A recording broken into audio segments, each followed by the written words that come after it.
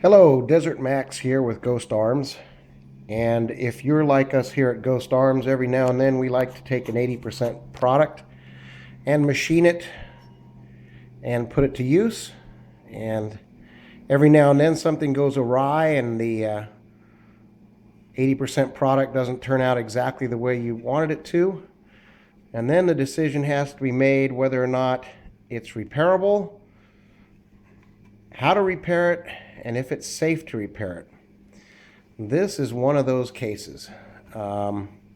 Machining out this polymer lower, the bit walked out of the chuck and actually went through the bottom of the trigger hole, which pretty much would ruin the lower. And normally on that type of thing we would throw it out, but based on the fact that this was going on a dedicated 22 caliber AR-15, we decided to see if we could come up with a way to salvage it. If it was a larger caliber, it still might work on a 5.56 depending on where the damage is. Since this was just through the bottom where the trigger hole is, it's a non-structural part. It just supports the trigger springs. So we thought, at least on a 22 caliber and on a 5.56, that this would probably be a reasonable repair. But that is a decision that's going to have to be made by the individual, and we do not recommend doing this if there's any doubt at all with regard to the safety and functioning of the lower. So what I'm going to do is I'm going to take this apart so you can see exactly what we did to fix it. So I've taken out the hammer and the trigger assembly. As you can see, we took a piece of aluminum sheet and we fashioned a new bottom where the trigger goes.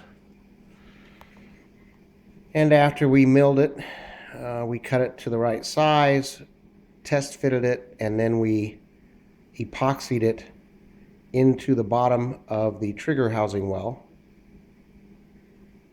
And we put a hole through it for the trigger, and that closes up the bottom quite nicely, and it's not ugly, and the aluminum is lightweight and thin enough where we didn't have to increase the depth at all, and we were able to salvage this lower receiver.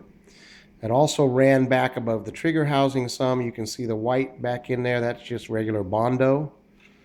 It came out right here through part of the trigger guard and a little bit of the grip underneath on this other side here too, where it doesn't show. So we took regular Bondo and we Bondoed it in here because there was enough to hold it. However, with this being just a hole, the Bondo kept falling out, so we had to come up with a different way of doing it, and this is what we chose to do. I'm going to test fire it tomorrow, but it looks like there shouldn't be any problem. The trigger works, the hammer works, the safety works just fine, and I think that is a pretty good fix. So remember, stay vigilant, be prepared, and support the Second Amendment. Yeah.